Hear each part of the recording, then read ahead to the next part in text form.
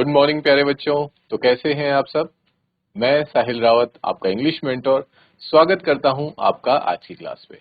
तो चलते हैं बच्चों क्लास की तरफ, देखते हैं लास्ट क्लास में हमने क्या किया था। तो जैसा कि आप देख पा रहे हैं बच्चों, हम मिजविल द ऑटर नाम के चैप्टर के क्वेश्चन आंसर्स डिस्कस कर रहे थे बच्चों, ठीक है। And we discuss this question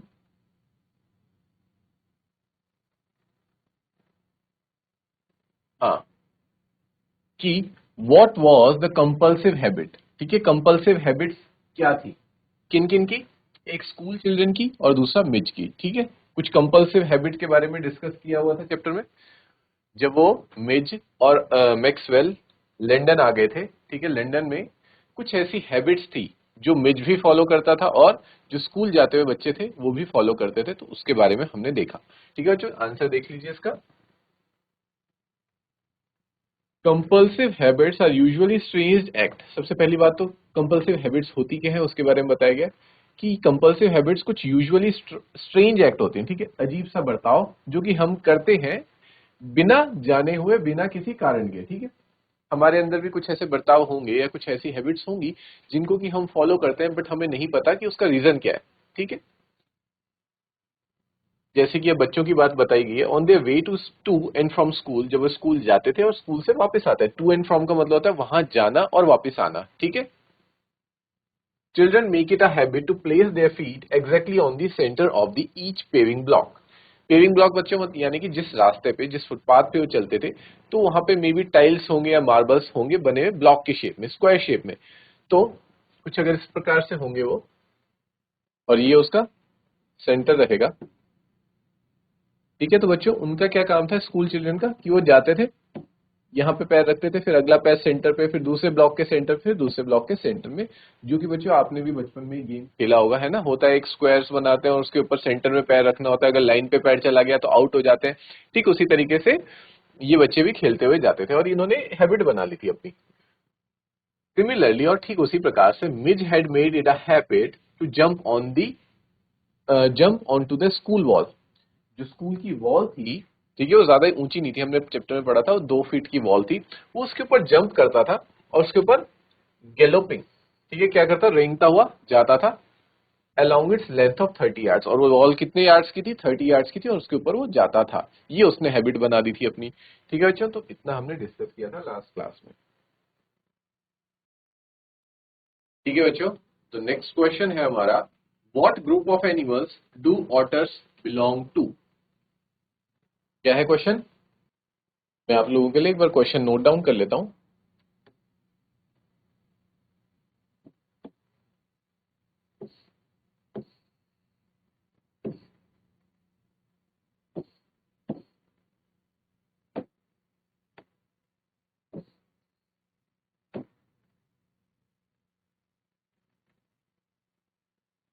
What group of animals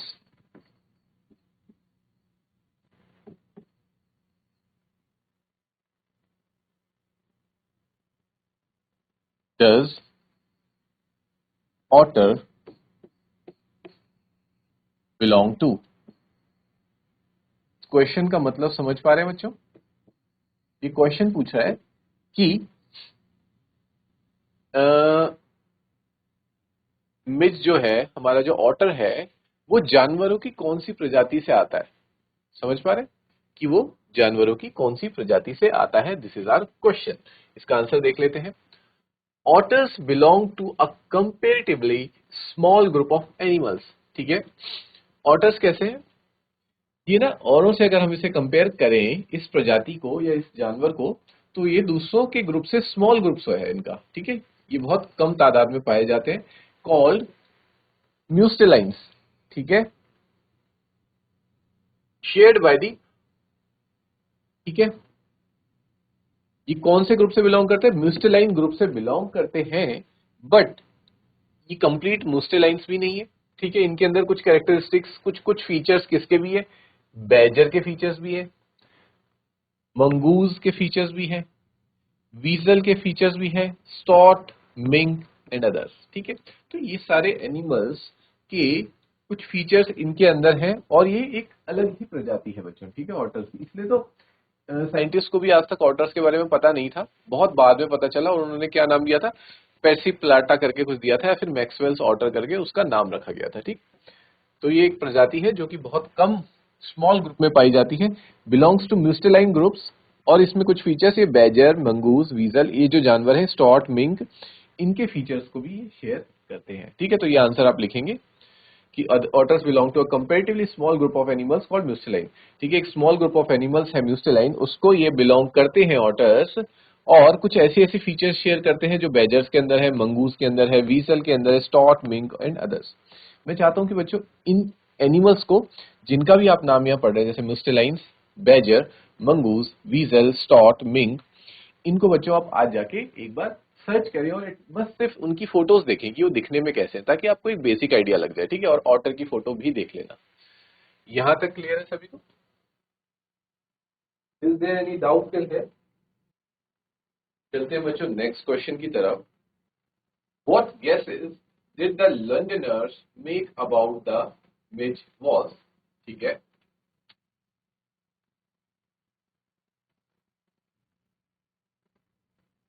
what guesses लंडनर्स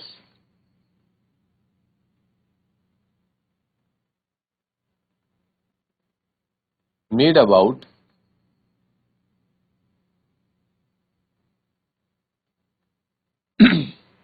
the Mij walls?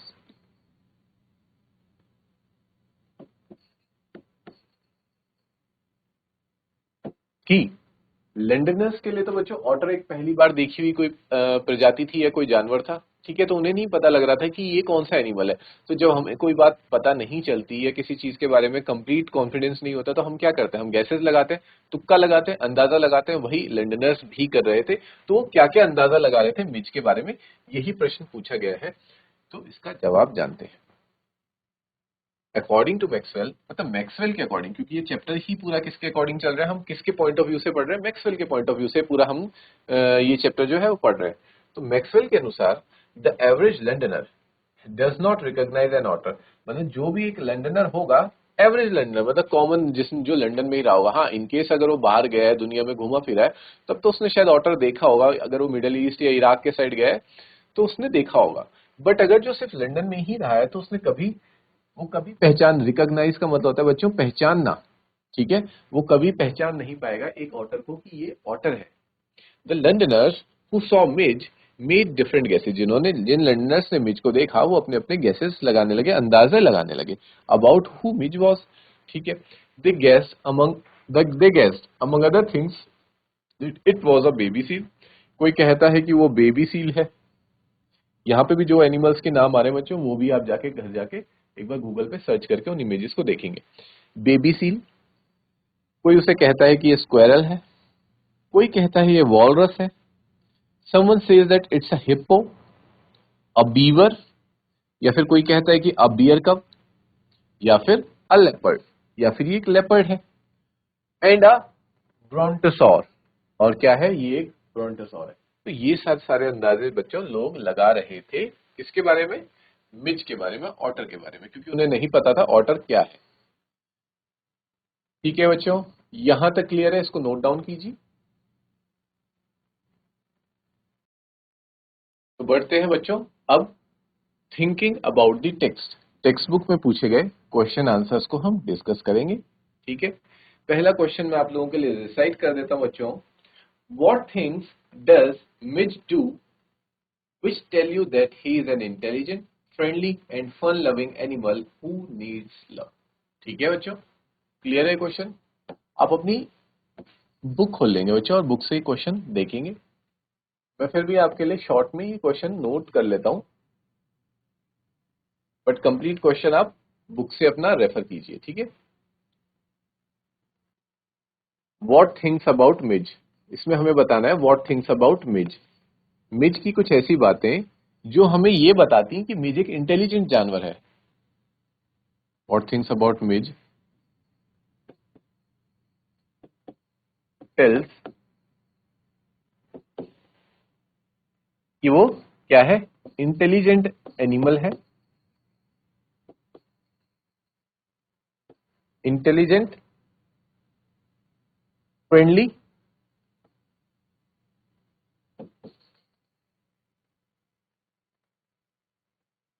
Fun loving,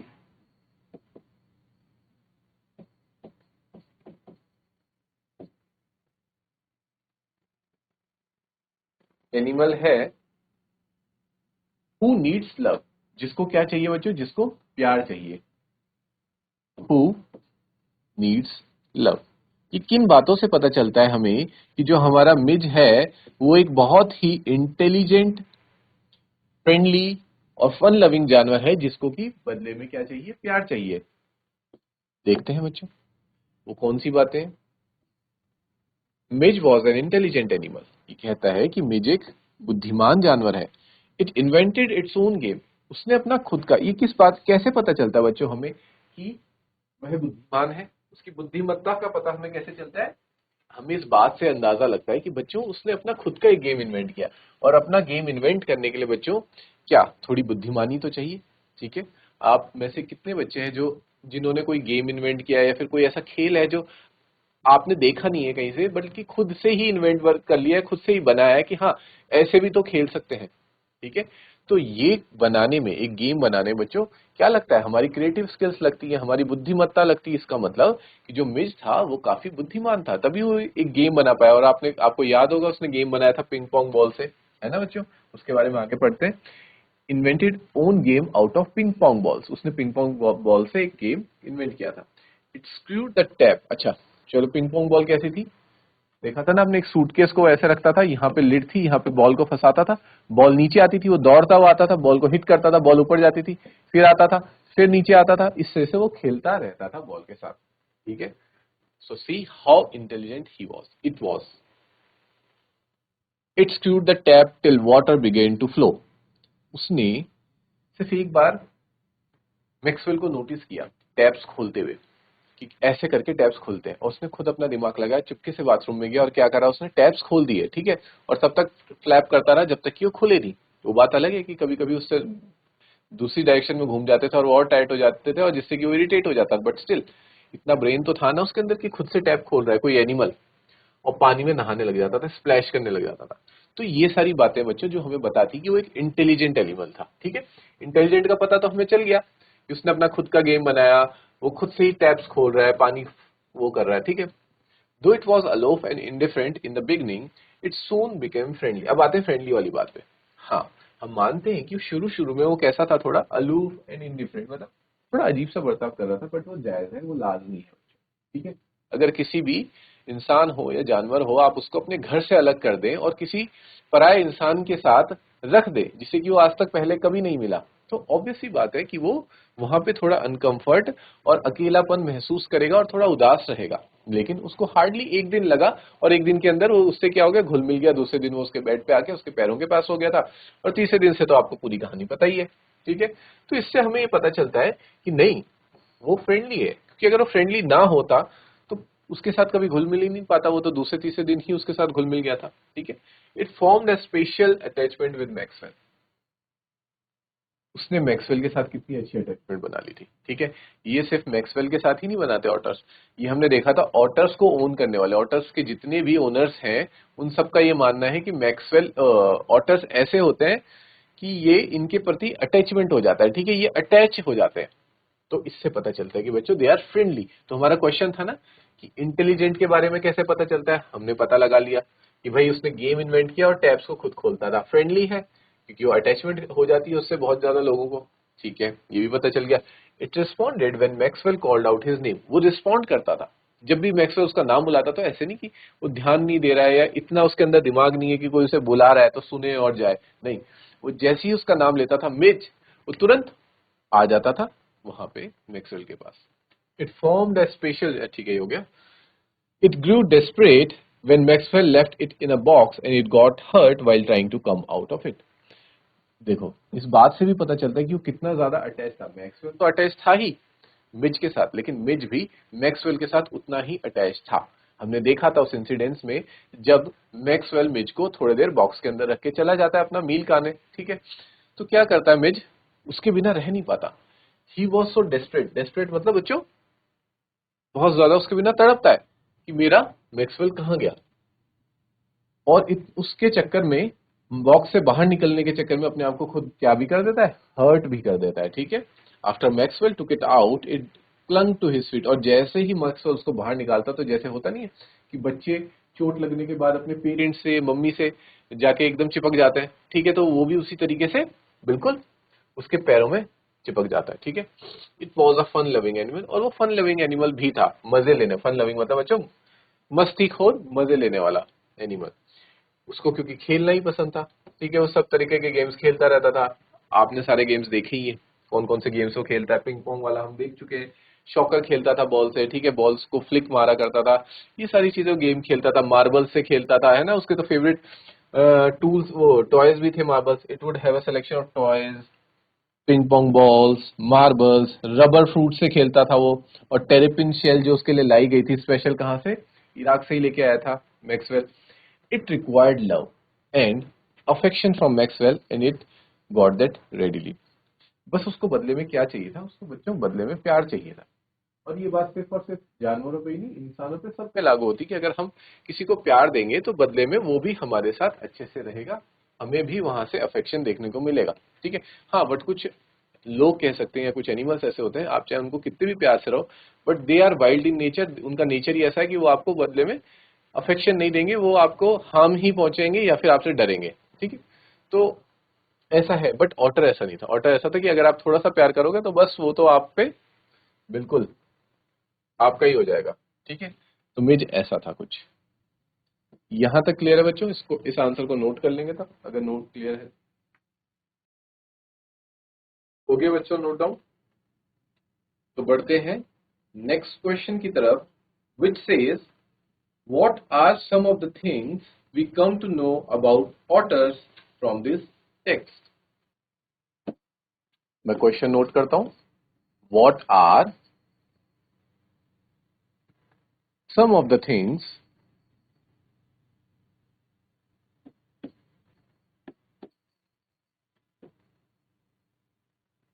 we come to know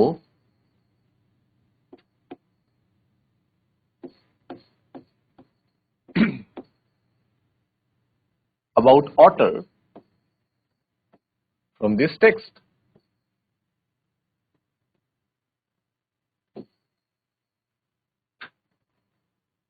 इस चैप्टर से हमें ऑटर के बारे में क्या क्या जानकारियां प्राप्त होती हैं, इस क्वेश्चन का बच्चों मीनिंग है, ठीक है। देख लेते हैं इसका answer. Otters belong to a comparatively small group of animals.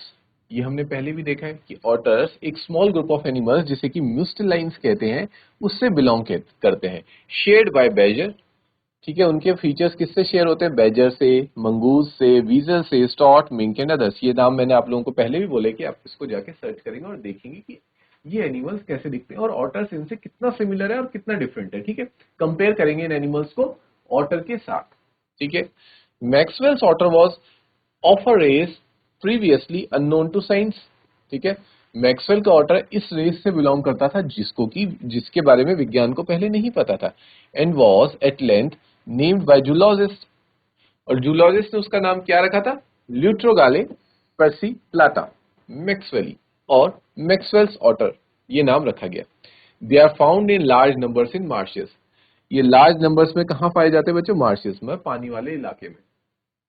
They are often tamed by the Arabs, ठीक है। इनको कौन टेम करते हैं, अरब्स इनको टेम करते हैं, यानी कि ट्रेन करते हैं। It is the characteristics of otters that every drop of water must be extended and spread out of the place. इनको पानी से खेलना बहुत पसंद था बच्चों, ठीक है, और इनका मकसद होता है कि पानी की एक एक बूंद को बाहर फेंक देना। और it would not be overturned, be set in splash in until overflowed, मतलब पानी को एक तरह से बाहर, ये फ्लो में चाहते हैं, पानी रुका हुआ इनको अच्छा नहीं लगता, ये चाहते हैं कि पानी हमेशा फ्लो में रहे। For them water must be kept on the move, उनके लिए पानी हमेशा मूव करते रहना चाहिए। ऑटर्स लव प्लेइंग, ऑटर्स को खेलना पसंद है, हमने देखा था different different balls. Different different games specially with a ball, मतलब बॉल्स के साथ उनको खेलना ज्यादा पसंद है। तो ये सारी बातें बच्चों हमने जानी थी किसके बारे में, ऑटर्स के बारे में। हमने इस चैप्टर के थ्रू हमने ऑटर्स को बहुत बखूबी जान लिया था कि ऑटर्स किस प्रकार के होते हैं। ठीक है बच्चों, तो यहाँ तक आप लोगों को क्लियर है, यहाँ तक रिवाइज करेंगे। नेक्स्ट क्लास में कुछ और क्वेश्चंस बचे हुए हैं उनको डिस्कस करेंगे। टिल देन टेक केयर बच्चों, have a good day, thank you.